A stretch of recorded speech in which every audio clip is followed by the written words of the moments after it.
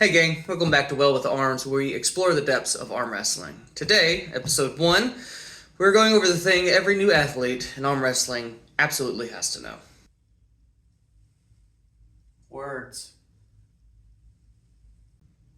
That's right, terminology.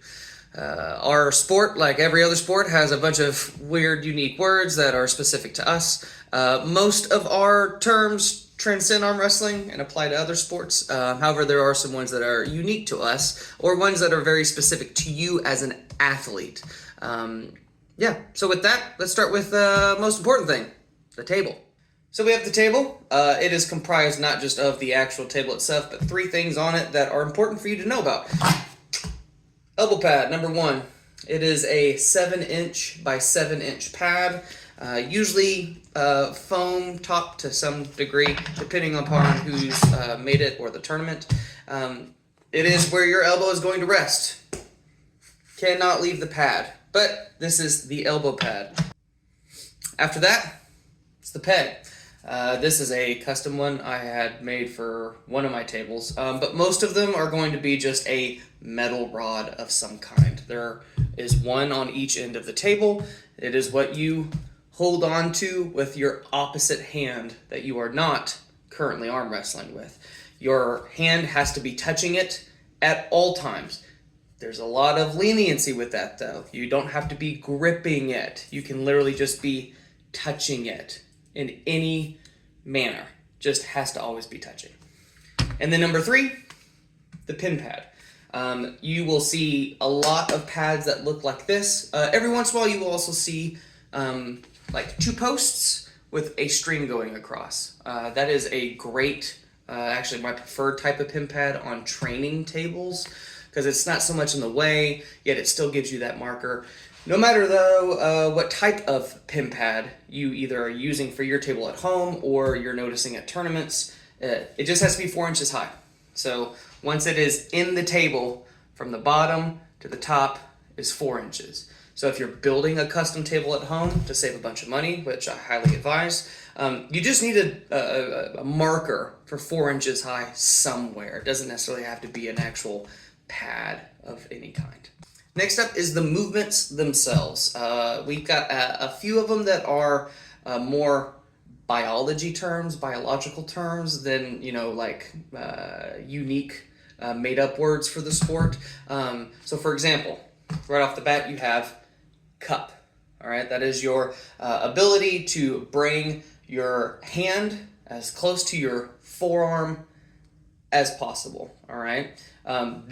We will get into these in much greater detail when we get to the movements video, the styles video. But for right now, just know when someone says cup, they mean doing this motion right here. It is the flexion of the hand and wrist towards the forearm or inner arm. After that is pronation.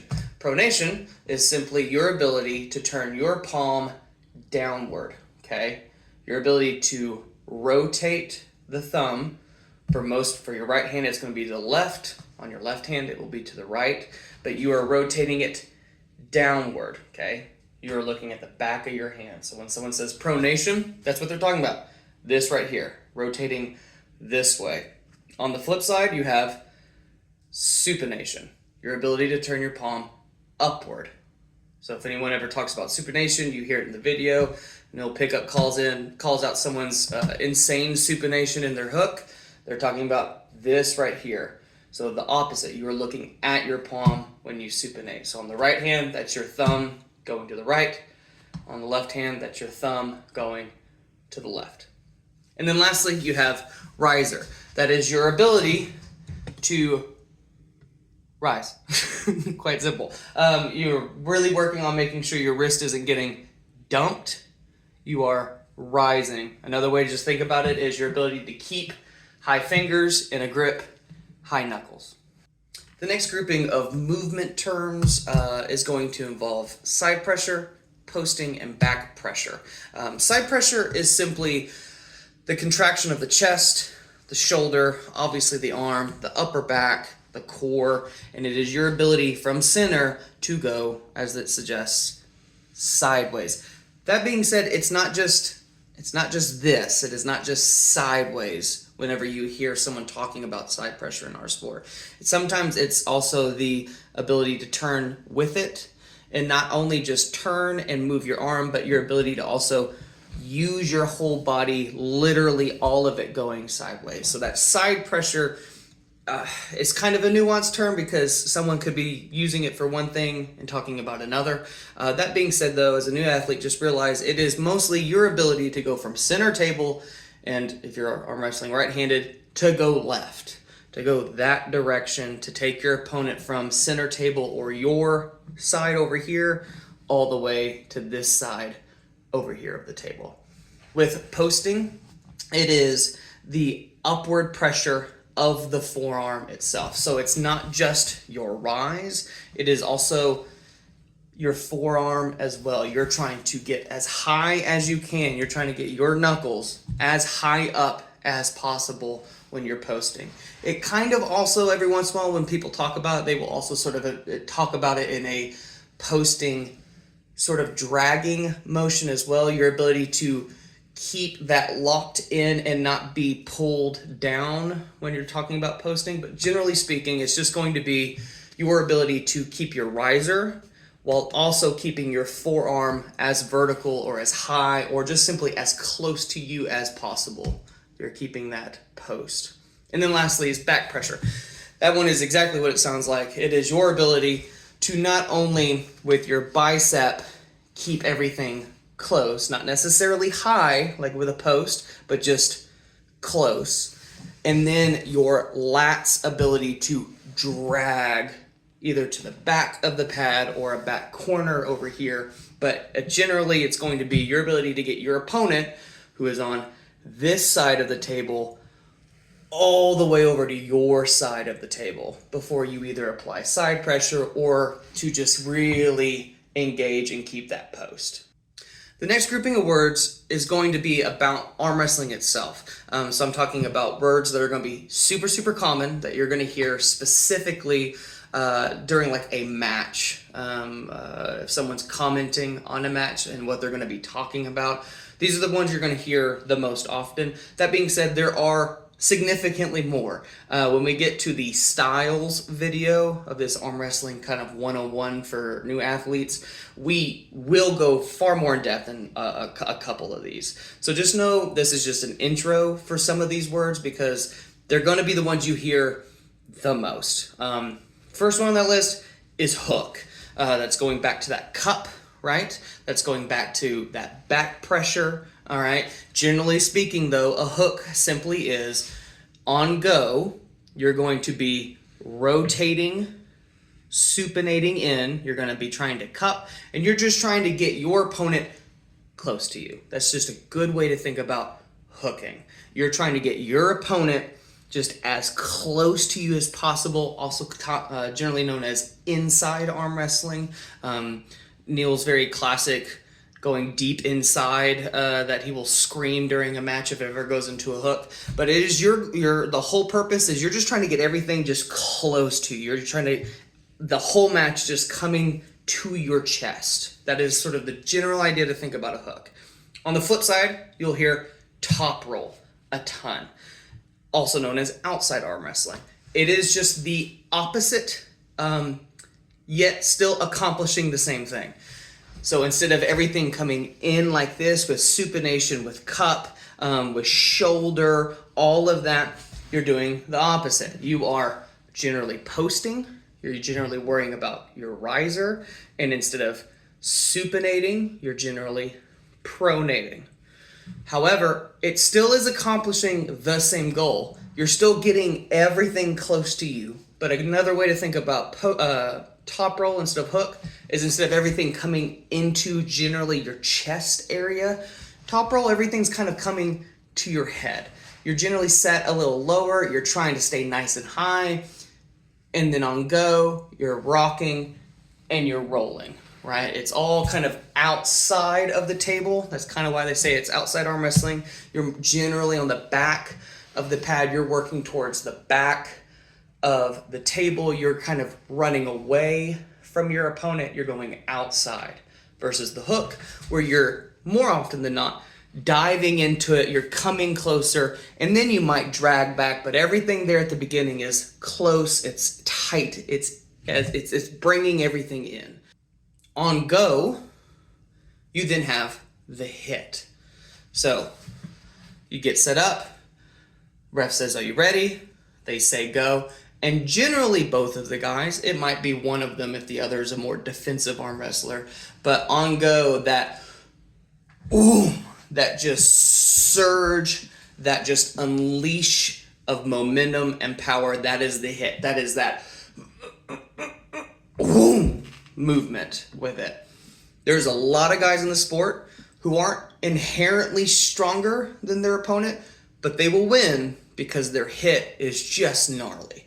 Either because of speed, or like if Travis Bajan is a good example of timing, their ability to just like the moment that of go comes out of the ref's mouth, they are moving into their hit, whether it's sinking deep, whether it's rolling out, but that hit is just that initial surge.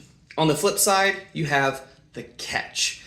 You might be more of a defensive arm wrestler, and you might have to realize that maybe you're not going to get the go, the other guy is going to hit before you do, so you plan accordingly and you work on that catch. You're sort of expecting him to beat you, and so you realize that and you work on a defensive catch, usually a defensive hook, or you're trying to just roll out with it and hit into their fingers or their hands, sort of try to transition or roll into a top roll of some kind. But you have the hit, which is that initial go, and then the other guy generally is having to catch. He's having to put the brakes on his opponent and slow him down so that then he can try to transition or roll into whatever they're trying to do as well.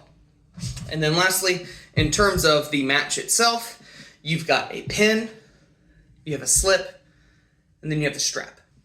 So with a pin, we come back to the pin pad. It is simply any part of the wrist to the knuckles, okay? This sort of zone right here. If any part of that either touches or breaks that 4-inch height, that plane, that is considered a pin. Has to be obviously on your losing side. So if we're right-handed again, they say go, the guy beats us on the go, his hit goes before ours, so we have to catch it, and let's say we just cannot do it. There's too much horsepower, or the guy's just way too fast, we just are not prepared, and we hit, and we go, and we sink a little bit of a cup. We kind of get a little bit of a defensive hook, but it's not fast enough. This right here, if it breaks that 4-inch plane down here, that would be a pin. The other option, let's say the guy goes for a top roll. He goes outside versus inside. We weren't really expecting it. We weren't prepared. We thought he was going to go inside. On go, we try to counter hit, and he just rolls us over, right? We try to go into it. Do not expect the guy to go outside. Our catch is horrible. Our hit's horrible, and it just rolls us over. As Craig used to say, you're just out there fishing, right? And you just rolls the hand over. Now, best as I can show you, I'll move this way. We're in this really gross, very compromised position. Notice, however, it's not necessarily my wrist that is the lowest part anymore. It's my knuckles. And if you're out here fishing, if you are really turned over and the guy's got full control of your hand, if your knuckles break that 4-inch plane, that's a pin. Or if they tap the pad or the string, whatever the tournament is using at the time. Now, let's assume both of y'all go outside. Y'all both are going to just go out. Y'all hit at the exact same time, pretty equal in strength. 99 times out of 100, that is going to result in a slip. Y'all just are not able to hang on. You cannot hold on to each other. And that is where a strap is brought in. So if you hear strap, this is what they are talking about. They will wrap it around your hands, your wrists, they will tie it off, and ideally, in a perfect scenario, now you cannot let go unless your name is Jerry Cataract and you somehow figure out how to get out of even a strap 50% of the time. Foul, It's just like any sport. It is an illegal move. You are doing something you either are not supposed to do or is sort of right there on the edge, and so there's a judgment call being made. Lastly is matches. 3 terms here at the very end, pretty straightforward, but there's some wonkiness with them like many things in our sport. First and foremost is just the word match. That is what we generally will call our sports moment, right? Opponent versus opponent, mano y mano, generally referred to as a match. This could be a match in a tournament. This could be match at a separate event that is only doing super matches or what have you. But match is just the general blanket term for you are about to arm wrestle someone else. That being said, he'd be more specific than that. Generally, in a tournament setting, there are just matches. We eventually will have a video going over tournaments as a whole, where we will dive more into that. But generally, it's a match in a tournament. And you, ideally, will have many of them, unless you go out 0-2 pretty quick. Next, though, is a super match. This term is, again, it's one of those terms in our sport that has a social meaning, but at least for me, I have never seen a definitive, hardline description of the word that's used, in my mind, universally in our sport.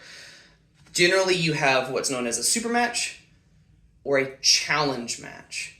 The way I have always understood it is a super match is a 1v1. It's me versus you, right hand or left hand. Maybe we do both. It's usually best of 5. Could be best of 3, could even be best of 6. And it is just, right-handed matches until one of us wins 3 times, or 2 times, or 4 times, right?